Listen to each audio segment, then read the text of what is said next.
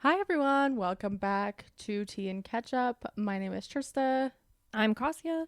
And we're talking about the crazy week that I had a hard time paying attention to. See, and I went into preparing and being like, literally nothing happened this week. It's all just like follow-ups of everything that's been happening. But that's a lie, because then I actually looked and remembered that things happened and I was just repressing my memory. I was pretending they weren't happening. I guess. Oh well. I mean, update news in our life, I think we found a house. We might have found a house. I know we said that like 3 weeks ago, but I think this time we're actually putting an offer in. Yes. Like we didn't go, ooh, like this house we can move into and we're not like we need to update things immediately before we move in. I don't know. Do we want to repaint before we move in? I don't plan on repainting. Just leaving it as it is. I mean, maybe when we get in there, when the house is actually empty, we'll change our mind. But none of the walls were like pea green. So I'm not jumping at the bit to repaint. Yeah. If anything, cause the house, like the person that lives there currently has a bunch of stuff hung up. And I was like, oh, I hope I don't have a bunch of holes in the wall. But Right. I don't get to make that choice. Right. So. And I mean, washer and dryer comes first. That's a good And yeah, exactly. And a fridge. The fridge comes first. And I'm praying with everything holy that the dishwasher works. I would bet money the dishwasher works. If the dishwasher didn't work, I'm sure they would have to disclose it. So True. But we also saw Bernie on Sunday. Oh yeah, last Sunday we saw Bernie. That was exciting. And AOC. Yeah, I fangirled. I was telling Kassia, I was so excited in my heart that I started waving at them like they could see me or something. They did. They saw you. That's why they came. Just for me. It was good to see that amount of people there. Just yeah, it was there were so many people that they had to turn people away. Yeah, it was a 7-hour adventure for us. Worth it. Well, we're going to try a new format. Kassia's going to go first because she feels like we leave things depressed. Yeah, I'm sick of it. So we're going to start depressed. We end the podcast and I'm like, well, now I'm in a sad mood.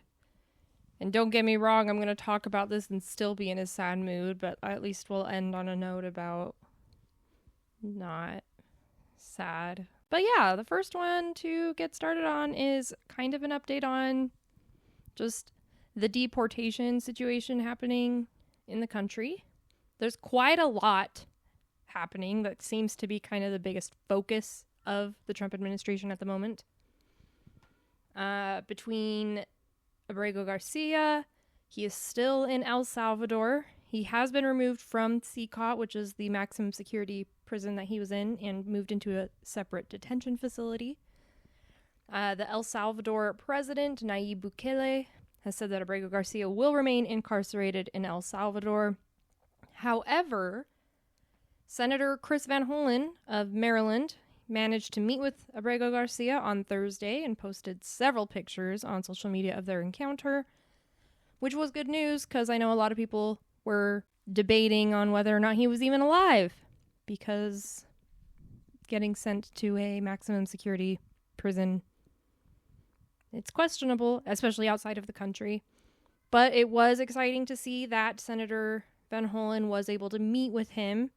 They were able to have a discussion, something that I found interesting, because when Van Hollen was in El Salvador, he said, I'll tell you more about what happened when I leave. And I don't blame him, because you don't want him to be saying Outing stuff people. And then they keep him there. Yeah. Right. But I guess when he got back, he said because one thing that, I thought was interesting, in the picture, you see a bunch of margarita glasses.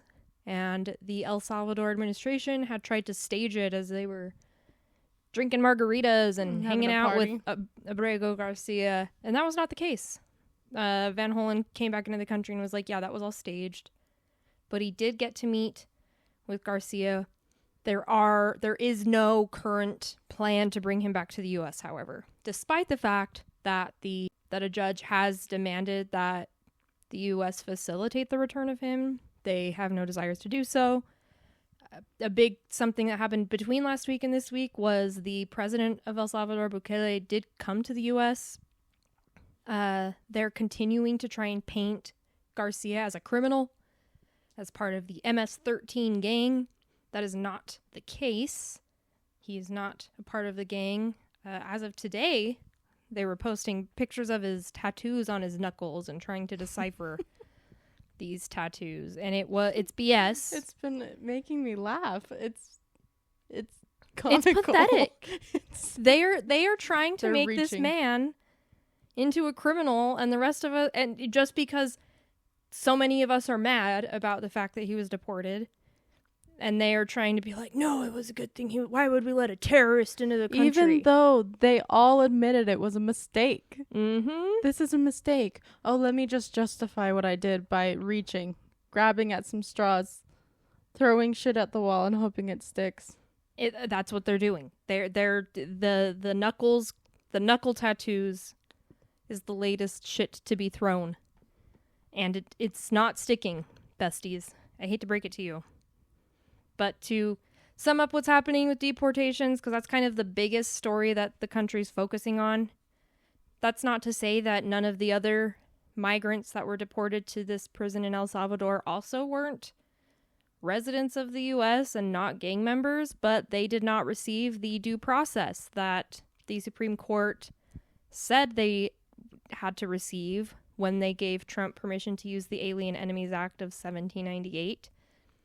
A part of that act was saying that that the migrants that were being deported are subject, or they're entitled to notice an opportunity to challenge their removal through federal habeas corpus petitions. However, the Supreme Court did not detail things such as how long did these migrants have to submit habeas corpus petitions, or how soon in advance did they need to be able to petition for their legality before being arrested.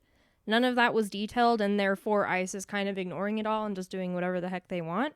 To top it all off with the deportations, this comes amid a myriad of current concerns also happening. U.S. citizens are being detained at the border when they try and enter the country. U.S. citizens are being sent communications telling them to self-deport. Remember, I'm saying these are U.S. citizens. People born in the U.S. are being told to leave. There's been a heavy drop in tourism as tourists fear detainment themselves. So it seems like a lot of this deportation stuff is kind of just continuing to screw the country over, but in different ways, where we cause people in the U.S. to fear being deported and people outside the U.S. refuse to come here. And you know what? Good for you. I wish I could make that decision too. Losing money. So that's kind of the major update, is deportations are happening, and they're happening to people. And I think that's the biggest thing about it, is the lack of due process. The government does not care. The government just is willy-nilly choosing who will stay and who will go. Right. And you may be like, oh, but they're getting rid of the criminals. How do you know they're criminals? They're not giving anybody due process. So this all really sucks. And I hate watching it happen. And I wish that people would stop grasping at straws rather than put a little bit more effort into helping the U.S. citizens who did not receive their due process to, get out of these countries that they should not be being held at. One last note on it, just, to draw parallels to the Germany in the 30s. Auschwitz, one of the most famous concentration camps that Jewish people were sent to. It wasn't in Germany. It was in Poland, because you couldn't. Mm-hmm. You had to get the people out of the country, and that's just such a parallel to what's happening. El Salvador is becoming our Poland. Wow, I know that we finished talking about it. I know that I'm on, but the one last thing was when Bukele was in the U.S., Trump was like, you need to build 5 more prisons because they're going to deport homegrowns, meaning U.S. citizens that are criminals. That's illegal. You can't deport U.S. citizens, but Trump doesn't care about what's illegal and what's not illegal. In case you are curious, he will not be caring about the legality of it all. But okay, that was it. That was the last piece. I was like, oh yeah, that happened. Well, my story does not start really great. I mean, it's the Diddy 'tis the season. Jersey, the Diddy jury trial. Diddy, what's up with Diddy? P-Ditty. Well, we all know and are familiar with this piece of shit. 55, accused of kidnapping, drugging, rape, sex traffic, violence. The list goes on and on and on and on and on. And I know you're a little bit familiar. All the bad ones. A little bit familiar. A little. But they may be showing his famous freak off videos in court. These were produced sex performances that came to light last year. They would be like days long of them just like sexually assaulting women and saying it was like a staged performance. Anyway. So, well, that's upsetting. The reason why this is coming up right now is because a questionnaire was sent out to the potential jurors, basically asking them if they were okay watching these videos. But the questionnaires have been reported to be too long, and people have not been able to understand what they're saying because of all the jargon and the lingo. So I'm just imagining, just come with me really quick. I'm just imagining these jurors are like, yes, I'm good. Yes, I'm good. Yes, I'm good. And then they're sitting in the jury stands. And then all of a sudden these start to come up, and all of these people who didn't know what they were reading or saying, yes, I'm good with this, are going to do it, or they're going to get traumatized or not understand that they're going to be exposed to these terrible videos. I'm just like foreseeing basically that the people who are sending these questionnaires need to do a better job about making sure that the people who are on jury understand what's going on. They just need one question. Are you comfortable watching potentially traumatic videos? But they're not going to do, it's like the terms and conditions. They're like, read the terms and conditions, and all of us go, scroll, accept and continue. Dang. I would have said no. All I'm saying is that's basically what's happening. Isn't that what people use ChatGPT for? I've never been on the website, so I'm not confident, but I feel like that would be the one good use of ChatGPT. Hey, ChatGPT, what should I know about my terms and conditions of the P-Ditty trials? Maybe. I mean, moral of this, and maybe they can't. Maybe there's like an AI thing that they can't utilize AI to help them understand things. I don't know. I don't know the jargon. I just know personally, as when I've been sitting in the courtroom, I know that the judges do their best to try and quote unquote dumb it down for the criminals on the stand, because they're trying to make sure that they understand what they're about to get themselves into. And so they take out the jargon of it and they make it understandable. And for these people, that's not happening. Oof. Anyway. They need their own lawyer.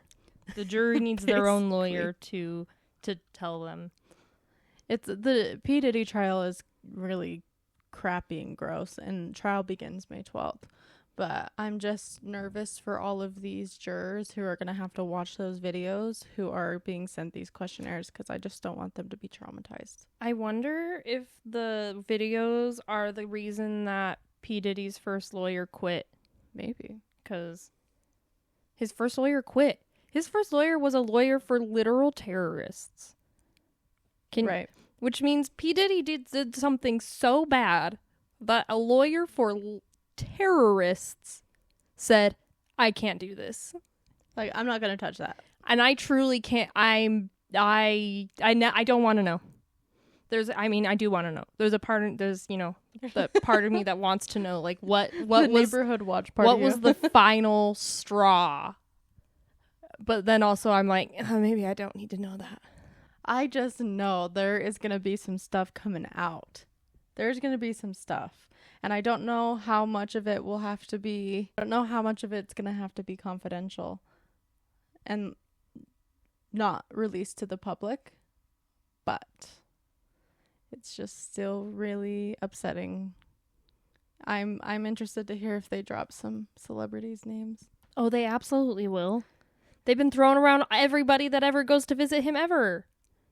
I'm like hoping this is like a Johnny Depp Amber Heard type of thing where we can watch it. But I doubt it. That was a terrible time, Trista. I was the only person I knew that didn't care. That didn't watch anything. Working grave shifts, when they would start trial at like 8 a.m., it was like early morning here in Utah. And so I was able to like start it and start watching it before any of my clients woke up. It was incredible. I just got the highlights on social media. And then I didn't have to watch the actual trial. People would just be like, Amber Heard rolled her eyes. And then it would be headlines for 5 days. It's ridiculous. I stepped on a bee. What? Where did that come from? Oh, that's just one of her faces she made on trial. Oh, my. When she's like, he punched me. And then Johnny turned around and I said, Johnny, he punched me square in the face. And then I turned around and looked at him and said, Johnny. I don't understand what you're saying right now. Is that literally what happened? She was like, she got decked in the face by him. And then she had to turn around to look at him to say, Johnny, you hit me. Okay. And we're like, well, if you were facing him. Anyway. Oh, yeah, she got punched in the face. Johnny Depp, the stretch he got. Mrs. Incredible. Reached around and punched her in the face. It's pretty tricky. Anyway, I'm sorry. This is a tangent. You really, yeah, that was a tangent and you lost me. I found my way by the end, but you really lost me there. I was like, it's been, anyway. I'm just hoping that I can have some of it televised so I can figure out what's going on.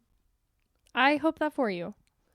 This is just, me being sick in the head, loving true crime stuff. And I'll just wait for the highlights that you'll hear from this podcast. Yeah, exactly. Right. Okay, anyway, on to you. This is kind of just a topic. There's a lot of things happening within this topic, but it's health in America. And we already know that the healthcare system sucks in America. But we have Robert F. Kennedy Jr. in charge now. Yay. No, not yay. The literal only thing that I think that he could do that's good is he said he wants to ban pharmaceutical commercials. And I agree. I think pharmaceutical commercials suck. I can only watch so many commercials telling me about psoriasis medication. Okay? And then they all have like depression. And depression and Claritin Clear. Remember, you could live Claritin Clear. I do remember. No, I don't get those. I'm telling you, they're all psoriasis medication. Every single one. I have so much psoriasis medication advertised. I don't even have psoriasis. Well, but the internet thinks I have psoriasis and is telling me about it. Me talking about it right now is just going to provoke them. Yeah, it is. Anyway, that's the only good thing that I think he could do. But on to all the bad things happening. There's ongoing measles cases across the country. We have reached over 700 cases. The whooping cough cases have skyrocketed more than 1,500% nationwide since 2021. A big cause of this is a decrease in childhood vaccines. This comes amidst the Trump administration planning to cut roughly 1/3 of the federal health budget, according to a memo from the White House budget officials. This will affect organizations including the CDC, who, the Center for Disease Control, seems pretty important, and the FDA, the Food and Drug Administration. They literally make sure our food is safe to eat. So in about a month, I may stop eating meat because I don't want ringworm. Or one of the parasite that ate RFK Jr.'s brain. Honestly, I would have no problems not eating meat. I would miss salmon. I think... But it's not just... I say it's not just meat, though. It's like processed foods. Yeah. Once you... At a certain point, once you defund the FDA, like, there's nothing stopping big corporations from putting cheap additives, even more so than what we have into our processed foods, and making our foods even worse for us. So catch me on a bunny rabbit diet. Just carrots and lettuce and apples. And even those are going to be questionable. The last piece on just health. The CDC announced that autism diagnosis rates had increased. The response from RFK Jr. was to declare an autism epidemic and say they will find out the cause by September of this year. I just have to say, there is not an autism epidemic. We just are better at diagnosing autism. And being aware of it. Autism has been here the whole time. It has been as prevalent the whole time. You may be thinking, when I was a kid, this is to the Gen X and boomers that are watching this, that are listening to this, because you know they're there. I just know they are. Yes, they care about us. And when they say, autism wasn't a thing when I was a kid, yeah, it was. You know, when you like had that aunt and they were like, she's a little weird. You know, it was just not diagnosed. People were pretending it didn't exist, but it existed. It still exists. It's not an epidemic. We're just better at identifying it. Right. So that's happening, is our, on top of, you know, the tariffs and the deportations and everything else terrible with America, now we're going to slowly but surely cause healthcare crises. And maybe that's their goal. Like, honestly, maybe they're just trying to deplete the population, which would be silly because we're like less than a fourth the population of China and they're supposedly our biggest enemy, ? Right. I just find it so offensive when they're like, autism is ruining families. Are you joking with me? That's offensive. That's rude. There are a lot of autistic people that are living perfectly happy lives, perfectly fulfilling lives. And they can, like, say what you want, but autism, just like any other thing in the world, has a stereotype, and it is not one size fits all. And so when we stop trying to say that it's going to hurt people, hurt families, blah blah blah blah blah, it's like we can be accepting that all things are not the same across the board. There are some loving individuals I've worked with who have autism, and I just think it's so offensive to say that that is a bad thing. I don't remember what the exact quote was. I probably could hunt it down. But RFK said something along the lines of, autistic people will never go to the bathroom by themselves and never eat by themselves. Like, he was just saying there's a bunch of stuff. And that goes along with what you were saying about the stereotype of autism. Yeah, it's a whole spectrum. And people on one side of the spectrum are extremely violent and can't take care of themselves and can't communicate. They exist. That is a small portion of the autism spectrum. Mm-hmm. Most people, like I said, lead fulfilling lives. So to say, there's an autism epidemic, no, there's not. Bestie, they've always been here. And yeah, there are some people that do need a little bit more extra help. But we don't just say, we help them. We don't just say, we don't use them as an example to say this is why we need to stop autism. Like, no, that's not the case. But it's just that they want them to fit the mold of everybody else. But what is the normal mold? There is no normal mold. I don't have autism, and I can definitely tell you I'm a freaking weirdo, okay? I do not fit the mold. Yeah. Yeah. There's a freaking weirdo epidemic if that's the case. True. Anyway. Well, I'm going to deep dive into this one. This one's crazy. And it's about Kylie Jenner and Timothy Chalamet. I love Timothy Chalamet. I know. So, these headlines have been cracking me up this week because Timothy and Kylie were at Coachella last weekend. Insiders spill on awkward and weird drama between Timothy and Kylie at Coachella. And are Kylie and Timothy out of sync? Claiming Body Language Pro analyzes body language to say that things are not good for them. Okay, so let me break this down a little bit. And those aren't even the only articles. It's weird. So Travis Scott was playing at Coachella this year, which is Kylie Jenner's baby daddy. Okay, so he is the dad of her children. How many kids does she have? 2. Do you suppose Timothy is now steps up as the dad? Well, no, I don't think that. And let me explain a little bit why. Because despite what people say about the Kardashians and Jenners, there's one thing that they are really good at, and that is being co-parents. Like, they will put aside all of the public eye slander that they probably want to say about some of their exes. I don't know. If I was Kim Kardashian, I would want to say some crap about Kanye West, but she's so respectful. So say what you want, but they know how to be respectful in the public eye. They know how to be good co-parents so that their kids don't have to look. Are any of them with their baby daddies?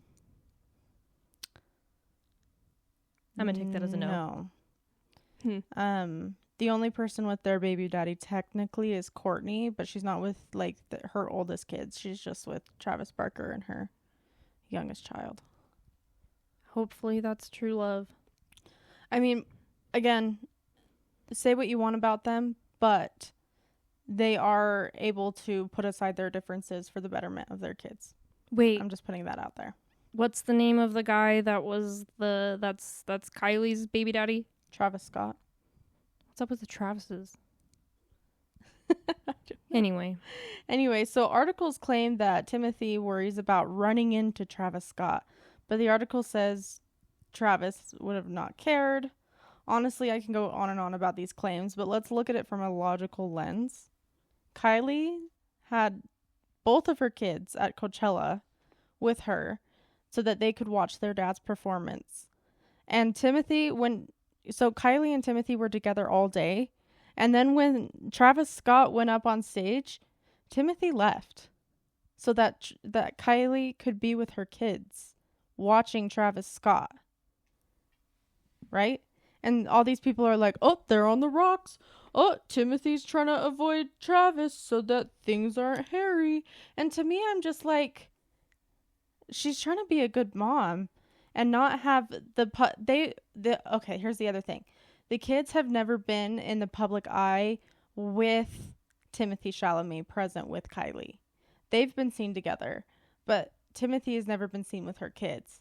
And I honestly think they're not going to pull, like, she's not going to have them in the public eye at Coachella for the first time with him. And then Travis, you know what I mean? I don't know. I just think it's so strange that they're making like, oh, they're going to break up because he left when Travis Scott went to go play. And I don't know. Maybe Timothy and Kylie are on the rocks, or maybe we can look at the almost 2-year relationship and understand that there are boundaries with Kylie and her kids and her baby daddy and her boyfriend, you know? Trista, I have no thoughts on this. Literally just let them go to Coachella. God. Let people have emotions. Let people, like, I would be exhausted having to care about my body language because Susan, the body language expert, who's standing 30 people behind me, decided to care. Are you kidding me? They passed each other and looked over their shoulders. Must be on the rocks. In the grand scheme of things, this does not matter. Are you kidding me? No, it doesn't. And that's what I'm trying to point out here. It's like, leave Timothy and Kylie alone. Like, I get that Kylie Jenner is this big, billionaire. I understand that. But on the same level, like, she's trying to be respectful with her kids, so you make a rumor about her? Nope, this just sounds like someone's bored. 50 people are bored because the articles this week have been crazy. Exactly. No, they're bored. They have Katy Perry in this. Like, get over it. It's been a little shocking. Why would it? I'm just baffled. I think that's my ultimate takeaway. Why do people care? Let them. I do know that there are people that are huge Timothy stans. Maybe they paid people to go start rumors. So that they could have a chance with Timothy. Yeah. I'm sorry, but if you look at Kylie Jenner, you're not. No. Trista, somebody's cheated on Sabrina Carpenter. No women are safe, okay? I know. But when I look at it, I'm like, they're like everything a guy would want. They're beautiful. They're stunning. They have money. They're not in millions of dollars of student loan debt. I don't think Timothy's a gold digger, though. No, he has his own money. That's the drama this week. I am interested to see next week if they still have the same amount of articles going over Timothy and Kylie's relationships on the rocks, because they've been saying for months, oh, they're broken up. Oh, they're broken up. And then bam, they're in the public eye again. And then they go, oh, they're broken up. Oh, they're broken up. And then bam, they're in the public eye again. And it's like, don't you get exhausted of creating a rumor? I'm exhausted of hearing about it. Literally get a life and stop caring about theirs. I'm baffled. that many people give two craps about it. Remember last week when I brought up the Angelina Jolie's kid, 17-year-old, who was like, why are people following these people? Why are there celebrities? No, I get why they're celebrities, but why are you following these people around and making something out of nothing? Her tattoos, her one tattoo on her wrist. Oh, she has an inking habit.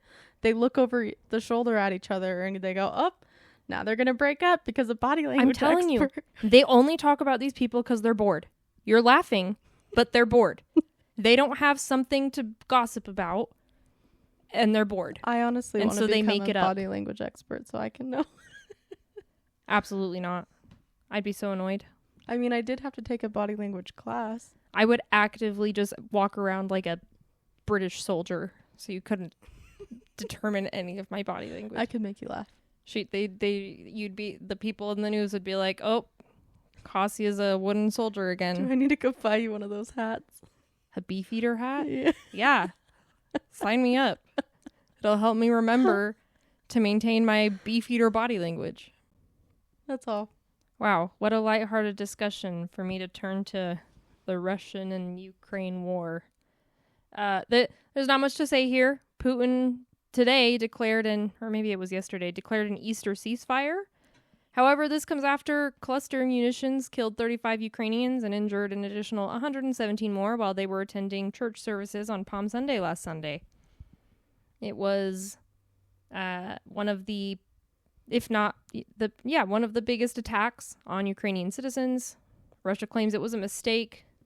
I think they're lying. The type of weapon used is a cluster munition. Contains multiple explosives that cover an area up to several football fields long. Despite this ceasefire, Zelensky says that there is still fighting on the front lines. So Putin said, we are not going to do anything during Easter weekend, and then they continue to do things. So a small update. There's still fighting in Ukraine. Yay. This ceasefire scares me. I think I remember what was that event that happened that they stopped fire and they all ate with each other and then they went back to during Christmas or whatever? During World War II. World War II, that was right. They had a ceasefire for a day on Christmas. And then that would actually happen in this day and age? I don't think so. They'd start having body language experts. What? Body language experts would come in and be like, this guy gave me the stink eye. Let's fight.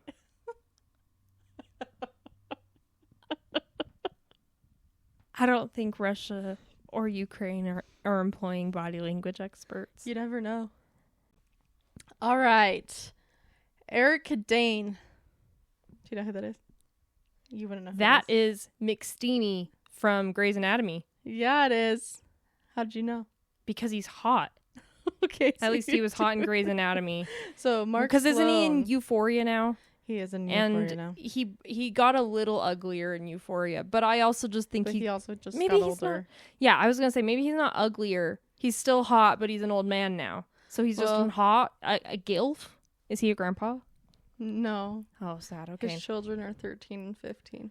Oh, so he's a dilf. He's a DILF. Dilf status. Well, you might regret saying what you just said in a second. He has just been diagnosed and is struggling with ALS. he's been diagnosed with ALS. Yeah. That's the Lou Gehrig's disease, right? Mm-hmm, mm-hmm. And he does continue planning on working despite having it. But it's for the people who don't know, it's I don't know if I just know it as Lou Gehrig's disease, but it's amyotrophic lateral sclerosis. Hopefully I said that right. It's a fatal degenerative illness that affects the brain and the spinal cord. Over time, patients can lose the ability to speak, move, or breathe on their own, and there is no cure, and people diagnosed die within 3 to 5 years after being diagnosed. Sad. So, last month, his wife filed to dismiss their divorce after being separated for 7 years. Oh my gosh, just make up your mind at that point. Okay, anyway. To be able to co-parent their 2 daughters, 15 and 13, saying, "We are the best of friends." So I think I mean, it sounds like they're not planning to like be in a relationship, but they're just planning on co-parenting and not going through the stress of a divorce because, you know, he's dying. It's Sad. It sounds like he's still planning on working and doing what he loves while he can and trying to move forward. Is he doing something other than Euphoria? At the moment, I don't think so. Honestly, and maybe this is just the memes from the internet, but everyone's like, just let the Euphoria people go. Like, can you imagine the groan that Zendaya let out when she was told she had to do another season? That might be how Yeah. Eric Dane feels. Like, oh my Yeah. gosh. I feel like they should just finish, because they've already started filming. Finish the season and be done. Because those kids can't be high school age anymore. No. However, I never watched the second season. I got the Really? highlights on the internet. Oh. The first season, that show's a rough show to watch. It is rough. And I'm a sensitive soul, okay? I mean, with the death of their co-star, Angus, is it Angus Cloud? Is that his name? Yes. I think it's going to be a harder thing to get through. Still sad. And anyway. now Eric Dane is struggling. So I'm like, yeah, free Euphoria. Just Let them end the out. season, end the series now. It's like Stranger Things. Like, come on, just finish it up. Right. Maybe if there's like a solid end to Euphoria, maybe I'll watch the second season. But again, I got the highlights on the internet. They had the play. Maddie goes, is her name Maddie? Yeah. He goes, this play about us? Yeah. And then there's like, Sydney Sweeney is in love with Maddie's boy. what's his name? Jacob Eldori. Jacob whatever his Eldori. name is in the show. Nate. Nate. I don't remember his last name, but Nate Jacobs. Nate Is that what Jacobs. it is? Yeah. We've had another mass shooting on April 17th. At least 2 people were killed and another 5 wounded in a mass shooting on the Florida State University campus in Tallahassee. Police have 1 suspect in custody, a 20-year-old FSU student who's also the son of a local sheriff's deputy. Authorities say he had his mother's service weapon when they took him into custody. As far as I'm aware, they have not identified a motive, but this is the 81st mass shooting in 2025 and the 27th school shooting just this year.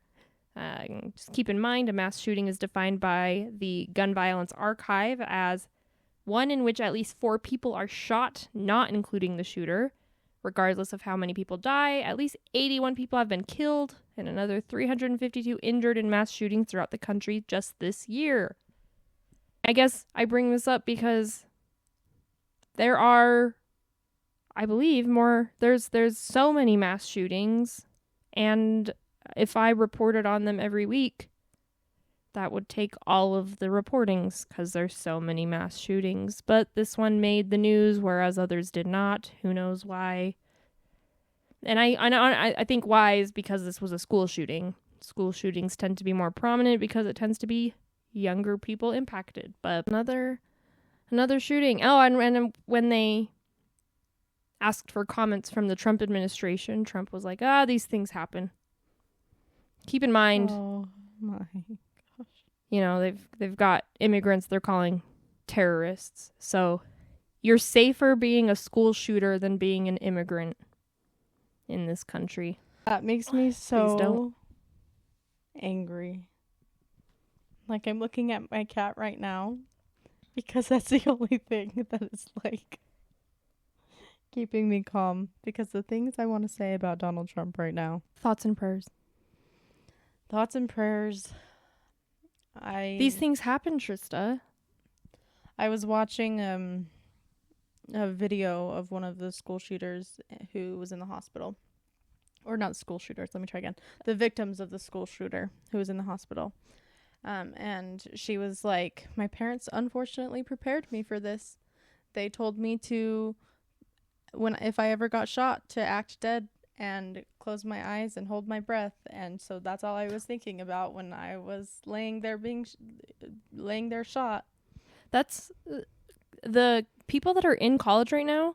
These are kids that have grown up their whole lives going through active shooter drills. Right. Like, when we were in school, we didn't really go through active shooter drills till we were in high school. Yeah. But these kids that are in college right now, they have been prepared. They've prepared their whole lives for this, literally. Sandy Hook. And it's pathetic. It's absolutely disgusting that we have to prepare children. And I know these are college kids, so they're, legally adults. Their prefrontal cortex isn't fully developed. They are children. We have prepared children to fend off mass shooters.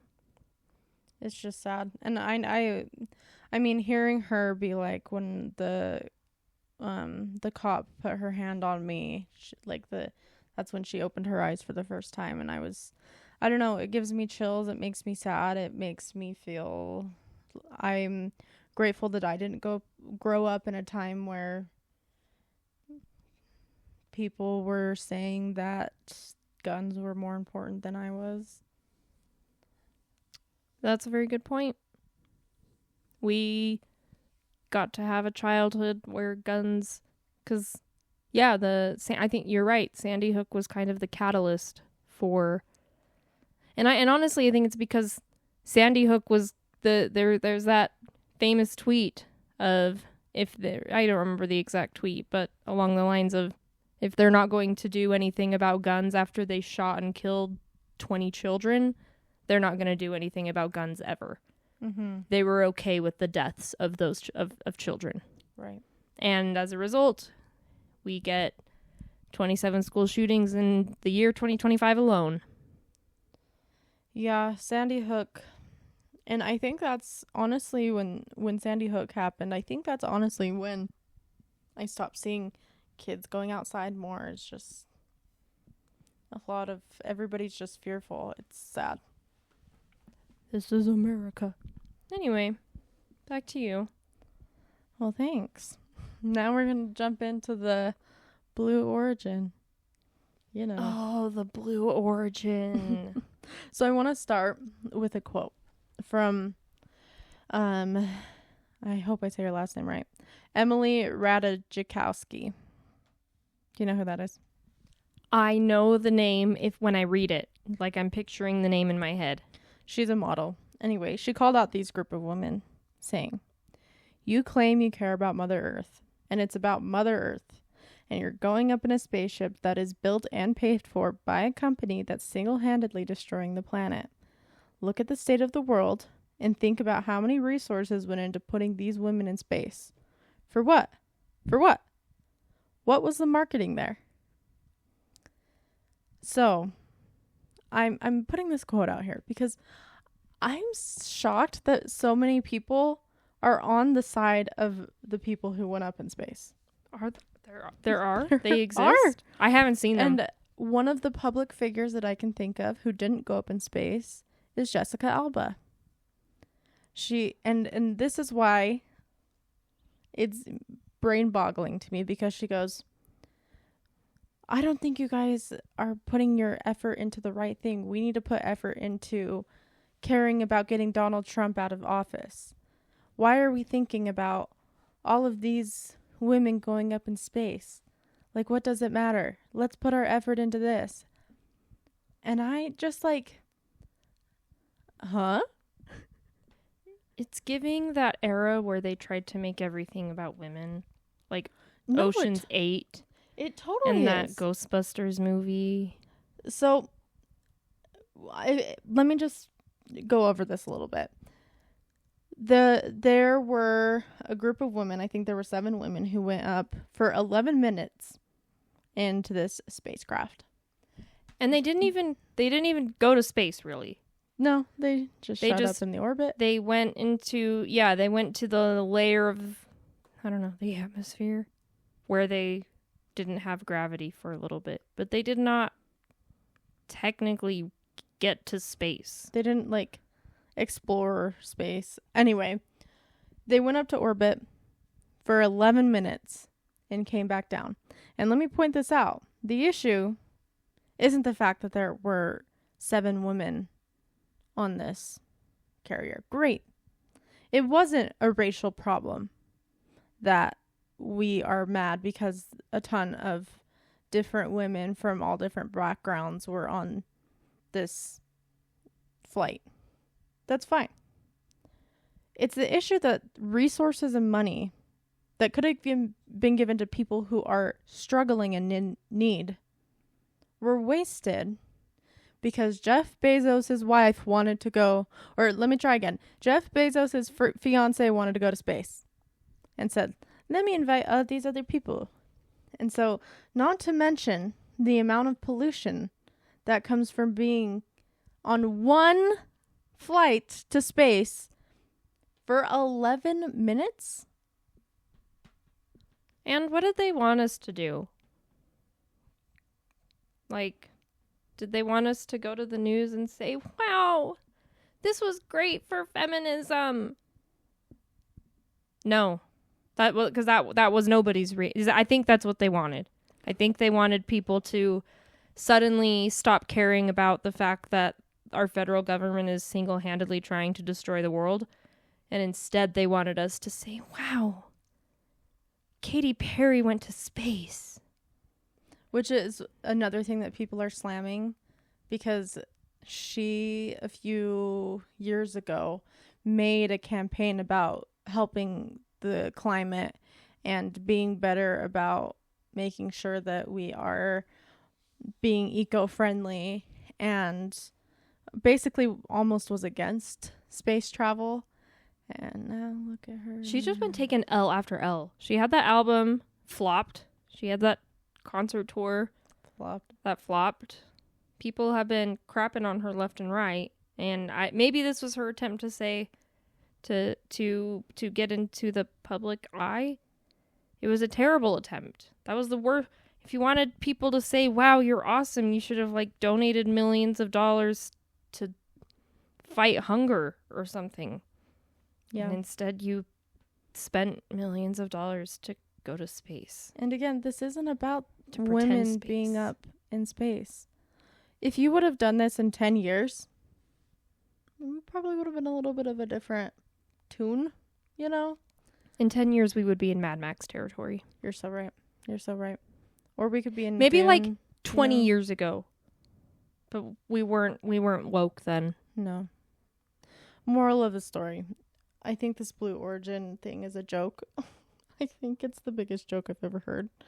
And I'm like, why are we spending our time worrying about this? Also, why are they spending that much money to go to space for 11 minutes and say, this is fun, let's do it. Let's invite other people to do it again. It's because they're out of touch. I think that's the ultimate thing. The world is falling apart, and they're just a bunch of rich people that spent their rich people money doing rich people things, and they wanted us to celebrate them. And none of us feel like celebrating them, and now they're butthurt about it. You know, I am taking some highlights from this Blue Origin. Such as? Jeff Bezos face planting it. Oh, I saw that. That was beautiful. And I watched that on on loop like 3 times. And I went, Tee. And then somebody releasing pictures of the mannequin, that there were mannequins on the Blue Origin, and somebody was like, the conspiracy theorists are gonna love this. oh my gosh, you're so right. I'm glad that the world did not say, wow, they went to space, and instead went, WTF. Because that was the appropriate response. Yep. Anyway, that's all. My last story is about Harvard, and I bring up Harvard. There have been, since Trump took office this year, several instances of, while his administration claims they are pro-free speech, they are actively suppressing free speech. Harvard is one of the most recent examples, but they're not the only example. They're just the most prominent one that's kind of standing out. To kind of dive in, Harvard University rejected the administration's demands that it eliminate diversity, equity, and inclusion policies, audit the viewpoints of students, faculty, and staff, and alter rules for on-campus protests or face major losses of federal funding. In a statement, Harvard President Alan M. Garber said the university would not surrender its independence or relinquish its constitutional rights. He said, quote, "No government, regardless of which party is in power, should dictate what private universities can teach, whom they can admit and hire, and which areas of study and inquiry they can pursue," he said. In response, the Trump administration froze $2.2 billion in multi-year grants to the school. Similar actions have been taken against Princeton, Cornell, and Northwestern, and they're currently being considered against Brown. Columbia University was the first higher education institution to see its funding slashed. It decided to give in to the administration by changing its curriculum and admission guidelines. They enacted new policies and empowered law enforcement to identify protesters on and off campus. So, screw Columbia. And shout out at Harvard, Princeton, Cornell, Northwestern, and Brown for standing your ground. For being educated. Yeah, exactly. Now, I do know that Harvard has a bad rap because Harvard is notoriously a place that wealthy people go to school for, and we are in a society where we're kind of wealthy people haters. But Harvard produces lawyers, and we're going to need some good, wealthy, educated lawyers to at least try and attempt to fight back the Trump administration. And that's something that's intriguing, is by fighting Harvard, there's a chance that your alumni are not going to be too pleased about it. Last bit about it, the IRS is reportedly making plans to rescind the university's tax-exempt status. The Department of Homeland Security canceled 2 federal grants worth $2.7 million. They are currently threatening to strip Harvard of its ability to enroll international students unless it turns over its disciplinary records. Even as schools having to cut budgets and staff, nearly 800 faculty members have signed a letter urging the university to resist the Trump administration's demands. So this is one piece of just the many instances in which Trump is trying to silence anybody that disagrees with him. And Harvard is one of those institutions. And shout out to them. It's nice to see someone take a stand. To be like, we're going to still be educating people correctly. Exactly. Because this is also in the wake of, I believe it was last week, that Trump signed an executive order to, I don't want to say dismantle the Department of Education, but to defund, to destroy. He's effectively might as well just destroy the Department of Education, but he's fighting the Department of Education. And if I brought it up last week, or maybe it was a couple weeks ago, an uneducated population is easier to manage. An educated population is one of the best ways to fight authoritarianism, which is why they are fighting education. Something also about Harvard to keep in mind, it's not like the $2.7 million because it's $2.2 billion in multi-year grants, $2.7 million in current federal grants. So even though this money is keeping things like their research alive. Harvard's not poor. They have an endowment fund. Like, they can keep functioning with or without Trump's assistance. It does put a hiccup in their plans, but the people who can afford to go there could probably help out with some of the budget cuts. And I think that is the one downside, is that a lot of that funding does go towards research, and Trump's already been fighting research in this country. We've already got, like I said, CDC and FDA are both being defunded.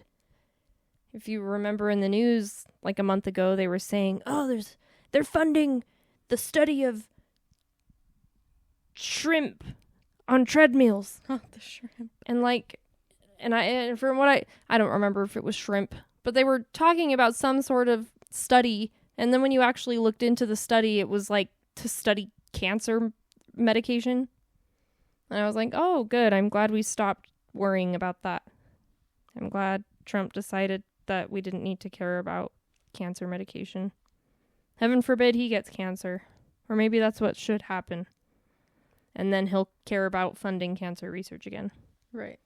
Well, this last story is about teeth. Teeth? Teeth. Okay. Specifically, Amy Lou Wood's teeth. Oh, I saw this.